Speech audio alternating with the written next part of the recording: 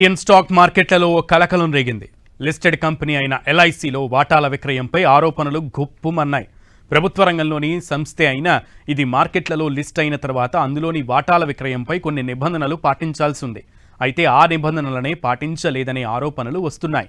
ఎల్ఐసికి చెందిన 82 కోట్లకి పైగా షేర్లని మార్కెట్ రేట్ కంటే తక్కువకే ఆఫర్ ఫర్ సేల్లో విక్రయించారని అందులో ప్రధాన ఆరోపణ. ఇంతకీ నిజంగానే ఎల్ఐసి షేర్ల విక్రయంలో ఏవైనా అవకతవకలు చోటు చేసుకున్నాయా?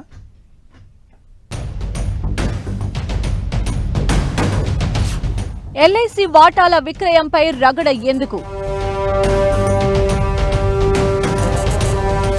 సెబీ నిబంధనల ప్రకారమే సేల్ జరిగిందా?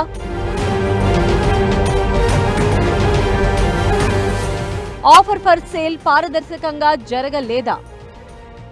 దేశంలో బీమా అంటే గుర్తొచ్చే ఎల్ఐసి తన వాటాల విక్రయం ఆఫర్ ఫర్ సేల్ రూపంలో పూర్తి చేసింది. అయితే ఉన్న రేటు కంటే తక్కువకి ఆ రేటు ఫిక్స్ చేయడం, అది కూడా భారీ పరిమాణంలో కావడంతో సందేహాలు వస్తున్నాయి.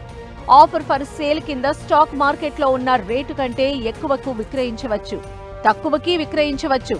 దానిని సెబీ నిర్దేశించిన నిబంధనల ఉల్లంఘన అనలేరు. కానీ ఏకంగా 6.5% వాటాలను డిస్కౌంట్ రేటుకు విక్రయించారనే మాట మాత్రం సందేహాలకు తావిస్తోంది.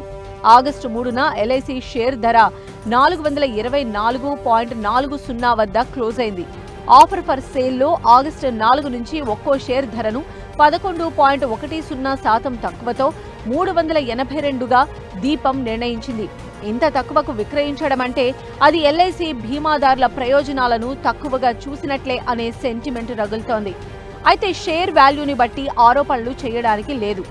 ఎందుకంటే స్టాక్ రేట్లు పెరుగుతాయి, తగ్గుతాయి. వాటినే ఆధారంగా చేసుకుని కుట్రలు, ఆరోపణలు చేయటం కుదరదు.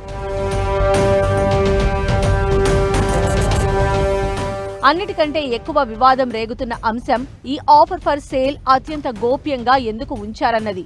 డిజిన్వెస్ట్మెంట్ శాఖాదారులు, ఇన్వెస్ట్మెంట్ బ్యాంకర్లకు కూడా చివరి నిమిషం వరకు తెలియకుండా దీపం కార్యాలయానికి పిలిపించి ఆ సాయంత్రం నుంచే సేల్ ప్రారంభమవుతుందని చెప్పారంటున్నారు.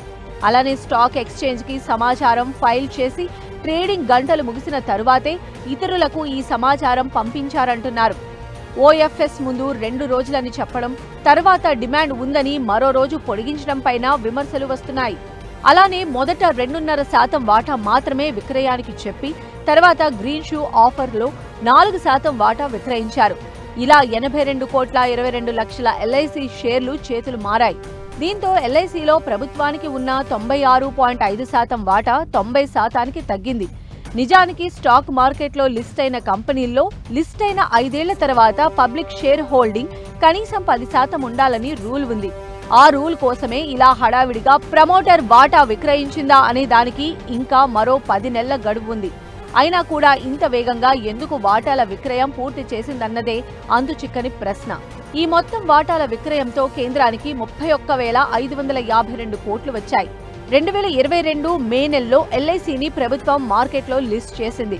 తనకి ఉన్న మొత్తం వాటాలో అప్పట్లో 3.5% విక్రయించి 20,516 కోట్లు రాబట్టింది. మొత్తంగా చూస్తే చట్టం వ్యతిరేకంగా కానీ మరో పద్ధతిలో కానీ ఇక్కడ మోసం జరిగిందని రుజువు చేయలేరు. ఎందుకంటే ఆఫర్ ఫర్ సేల్ గురించి ప్రకటన ఇచ్చారా అంటే ఇచ్చారని ఉంది. ఆఫర్ ఫర్ సేల్లో వాటాల రేటు నిర్ణయించుకునే స్వేచ్ఛ కూడా ప్రమోటర్కే ఉంది. అయినా కూడా తక్కువ రేటుకు షేర్లను విక్రయించడం ఏంటన్నది కొందరి ప్రశ్న. వీటికి సెబీనే జవాబు చెప్పాల్సి ఉంటుంది. ఎందుకంటే ప్రభుత్వం సహా ఏ ఇతర లిస్టెడ్ కంపెనీల లావాదేవీలను నియంత్రించేది ఆ సంస్థే కాబట్టి.